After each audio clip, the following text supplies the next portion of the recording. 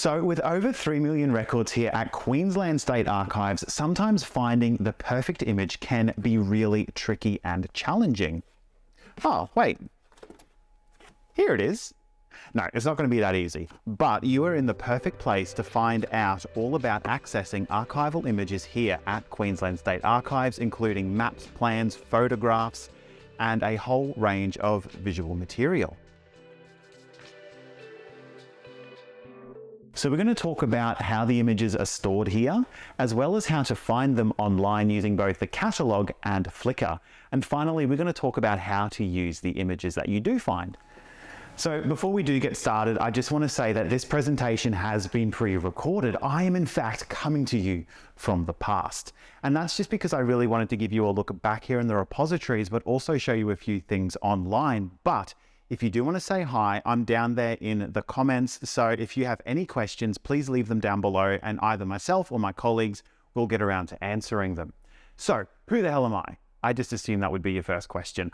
I'm Christopher Bentley and I am the Digital Content Officer here at Queensland State Archives. So I have spent the last 5 years in these repositories looking for interesting records and images and photos to share. And I kind of wanted to give you guys a glimpse of what it looks like back here as well, to see how things are organized, to see how things are stored, because that's going to help inform your research and help you find the images that you're looking for. It will also help you understand some of the terminology that we use here at Queensland State Archives. So Queensland State Archives has 17 repositories labelled 1 through to 18. There is no Rep 13, but it'd be really nice if all the images were in the one place, clearly labelled and easy to find. Unfortunately, that's not the truth. And that's kind of why we're having this talk about accessing archival images now. So what makes finding images in the collection so hard? It takes a fair bit of guesswork and a lot of legwork. So one of the things that we do have to consider are just all the different ways that images come here to the archives and get stored in the repositories. There are boxes of photos, there are photo albums, there are photographic collections which are stored in sleeves. There are so many different ways that we store and house things here at Queensland State Archives that it can be a little bit hard finding things in the collection, both online and physically as well. We also just have government records. We don't have personal photo albums. We don't have interesting boxes of photos found in abandoned buildings or private donations.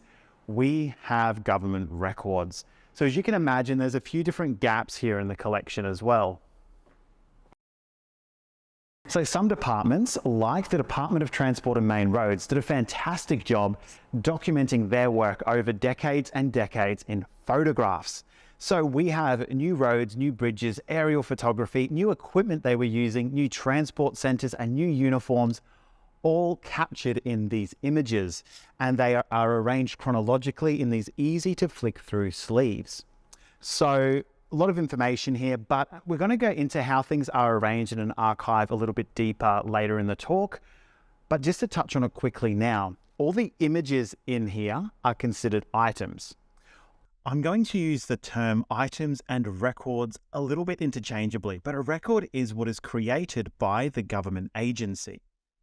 And that can really be anything, a letter, a photograph, an email, they're all kinds of records. When they get entered into the catalogue, we call those records items.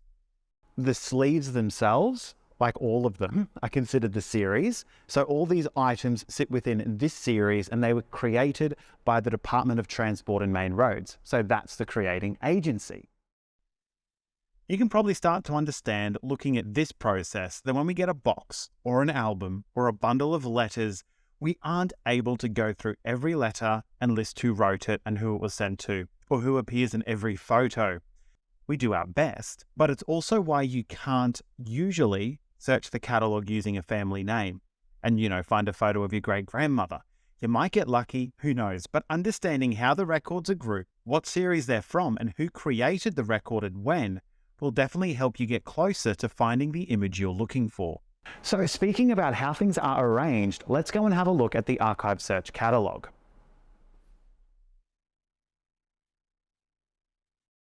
So for anyone who hasn't checked out the archive search catalog yet, we're going to start by diving in and checking out what digital images we can find here. So let's go big to start with. This is how we're going to search for everything that's been digitized as a record in the catalog at the moment. I'm going to leave the search bar blank, select item, and search for all records with digital objects. So that gives me 72,000 results, and a lot of these will be digitized documents and letters, not exactly images. But under format, we can choose something specific. So here we can go under format to select like prints, maps, negatives. If we go ahead and select something like photographic print, it's going to give us all the digitized prints in the catalog.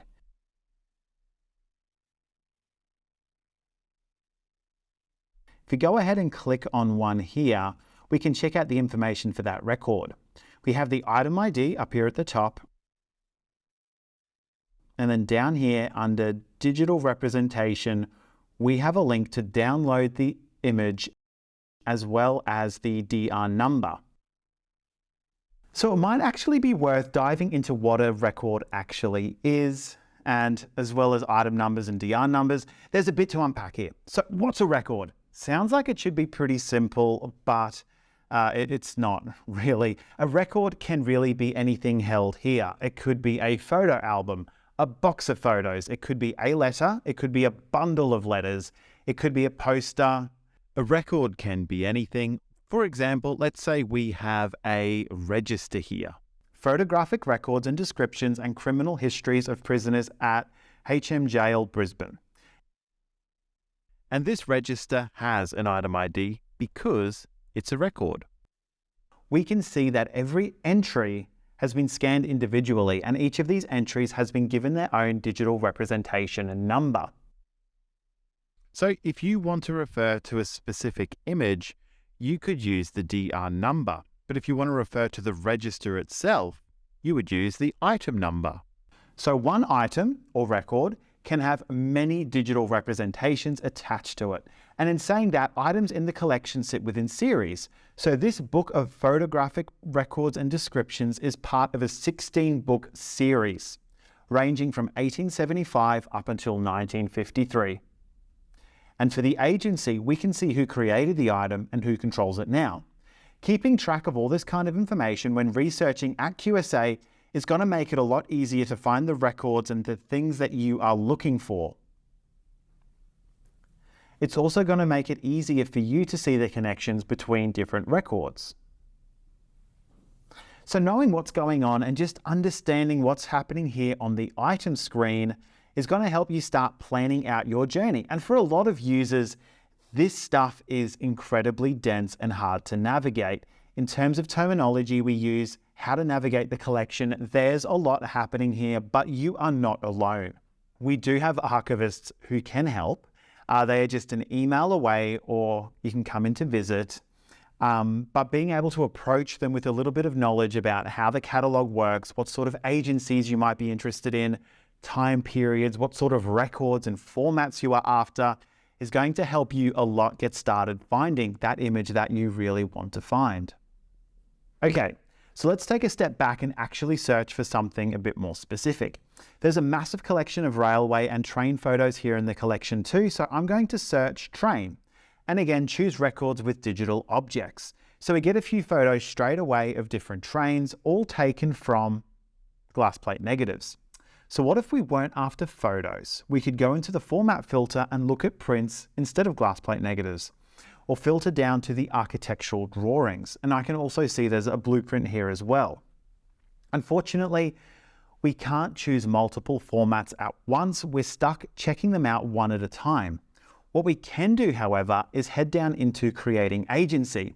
If all I was after was the technical drawings, I could filter the records by the Chief Mechanical Engineer branch. And from here we get 30 different results for the word train made by that department that have been digitized.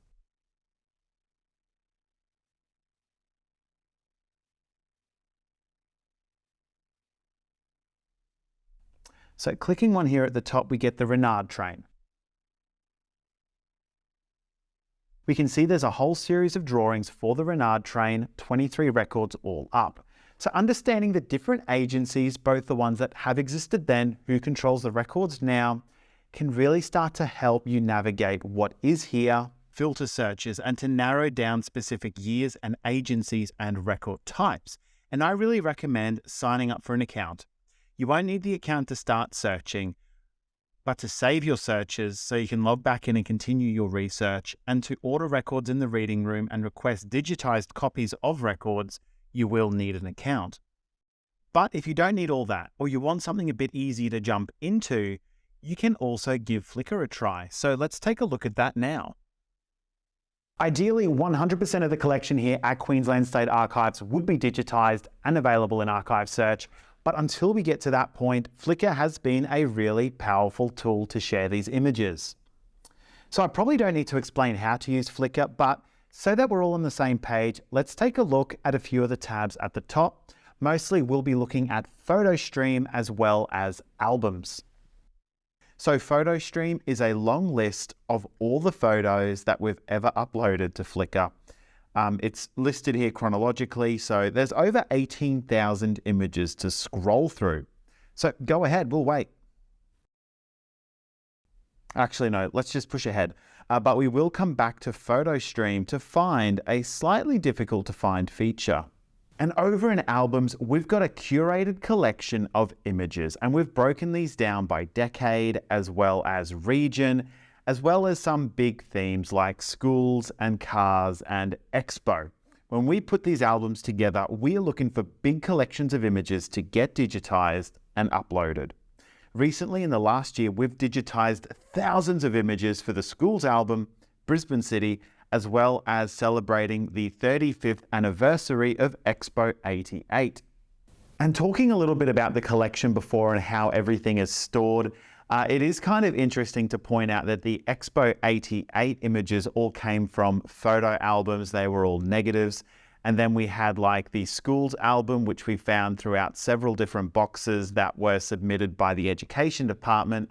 And then the decade by decade breakdowns are mostly the transport and main road stuff. And I should also mention that in a lot of cases, the catalogue hasn't quite caught up with what we've been uploading to Flickr. A lot of the images that we have been uploading into Flickr haven't been given a digital representation number yet. So at the moment, you won't find these Expo 88 images that have been recently digitized, as well as the photos from the schools album in the catalogue. Here on Flickr, we use the item ID from the box that the schools photos came from, as well as the item numbers for the photo albums that the Expo images came from. But yeah, the individual photos themselves don't have digital representations. You won't find them in the catalogue yet, but I guess it does show the strength of Flickr for being able to digitize these items quickly and get them up online and get them out there to share.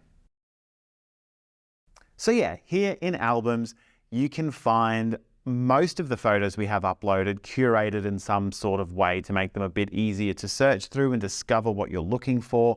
But we also have photo stream with all the photos ever uploaded to Flickr.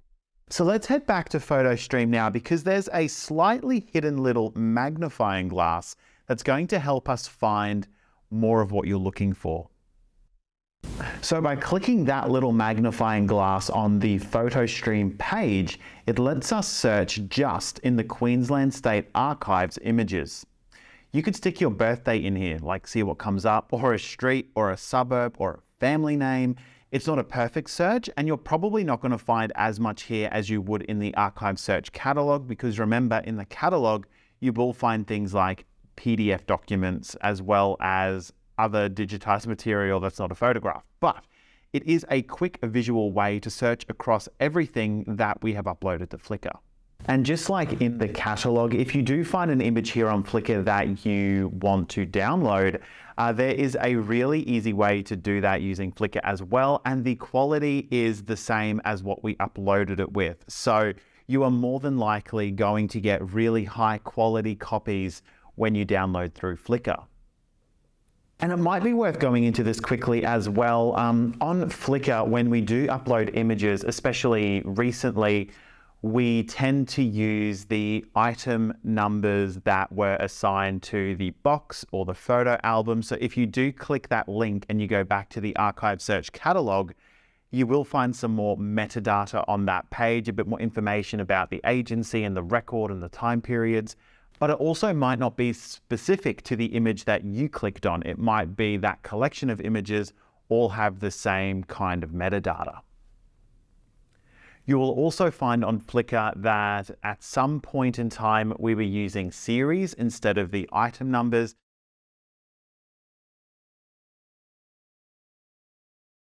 So if you click that, you'll get taken to a series page where you do get like a description of the agency, a description of the series of records, and you might have to click on that right-hand panel to find the exact image that you were looking for. And another problem that you might come across here in Flickr are DID numbers. So a couple of years ago, we updated the catalog and we moved away from using DID numbers, and now we use DR numbers. And essentially they're the same thing, but all the old URLs are broken. So if you do find a DID on Flickr and you click it, it'll take you to archive search, but it'll tell you that the item could not be found. All you need to do is remember the digits for that DID number and stick it into the search. If you type in DID and the number or DR and the number, that image will still show up. It's still in the catalog. It hasn't been deleted. It hasn't been removed, but the links have been broken. So that's just one thing to keep in mind. And it's also worth just reiterating that starting to understand a bit of the terminology and how things are organized will make finding things so much easier for you.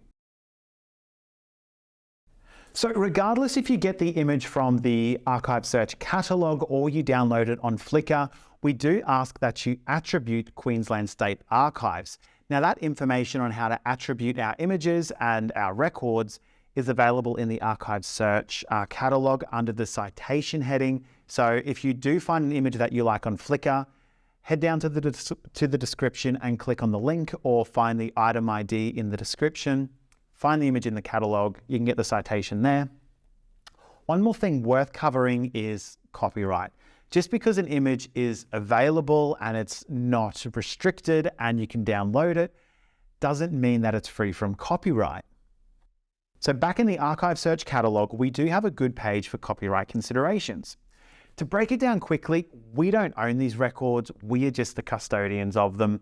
We upload them and share them to let Queenslanders know that these records exist, they are here, and you can access them. Even though you can download it, doesn't mean that it's free from copyright, and we can't give you exemption either. To put it as simply as I can, we don't provide legal advice on using the records. We can say generally for most works made before the 1st of January 1969, they are expired from copyright. So you can use them. There's a few exceptions, as there always are. And after the 1st of January 1969, works expire 50 years after they are made or published.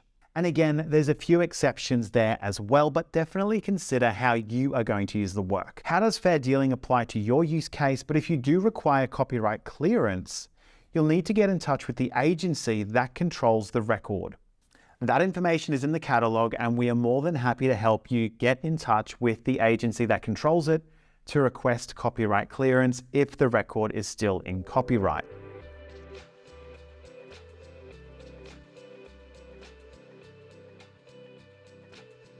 So we do have a bit of an idea on how to find things that have been digitized, which is nice, but sometimes finding the image, the exact one that you're looking for, isn't possible. There is just so much material here that sometimes trawling through boxes and boxes and boxes, yeah, you're not always going to find what you're looking for, but keeping an open mind as you start going through the boxes here and looking for your image can give you some really interesting results as well. So I found this box here that's basically just full of rotten plants, rotten fruits, rotten vegetables, and insects and bugs.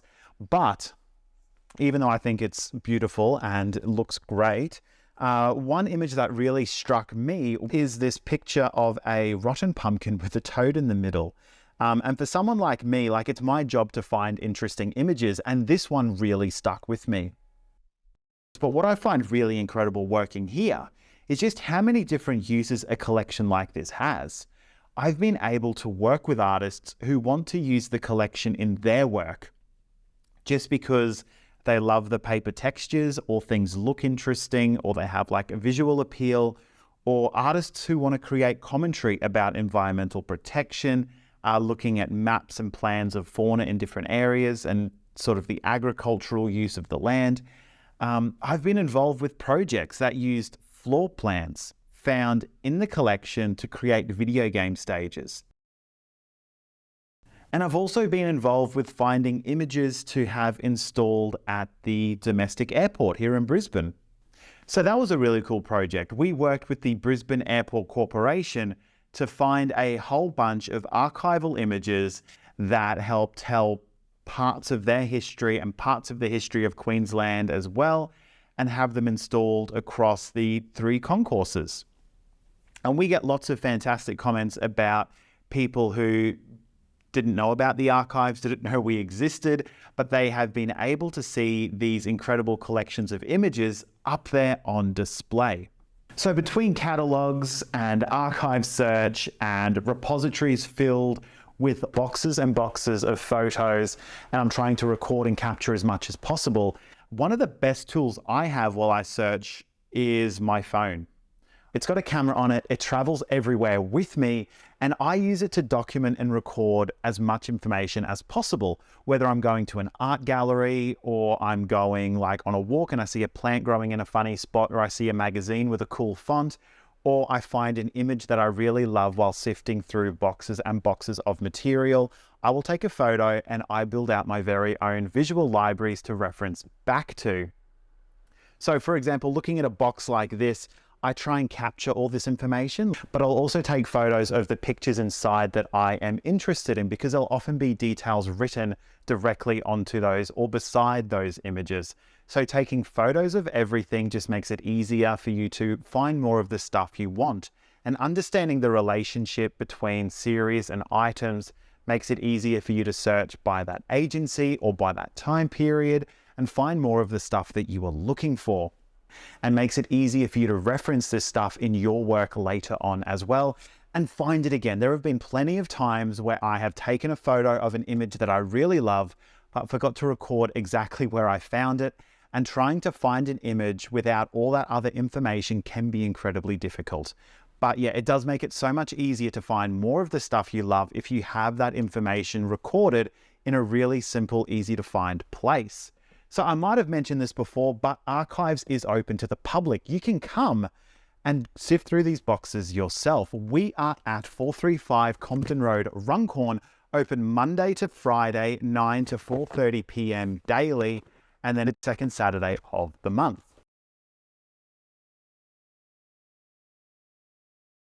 So coming into the archives isn't always going to be possible, which is going to make going through boxes of photos like this a lot more difficult. But understanding the different agencies, having that different data, and just knowing how the records relate to each other is going to make finding the image that you want a lot easier, but it's also going to make it easier when you reach out to us and request some research help or some further information.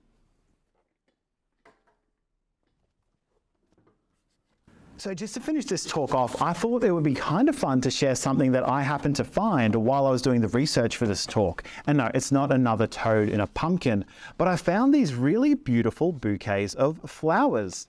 So just to say thanks for showing up and being here, I've had them digitized and they're available over on our Flickr right now. So if you want to head over and check them out, I would be really honored. Thank you so much for tuning in to today's QSA Talk. I hope you come back for another one sometime. And if you do have any questions or you want to ask anything, then please down there in the comments, leave your question and we'll make sure it gets answered. Thank you so much, and I can't wait to see you back with some more QSA Talks.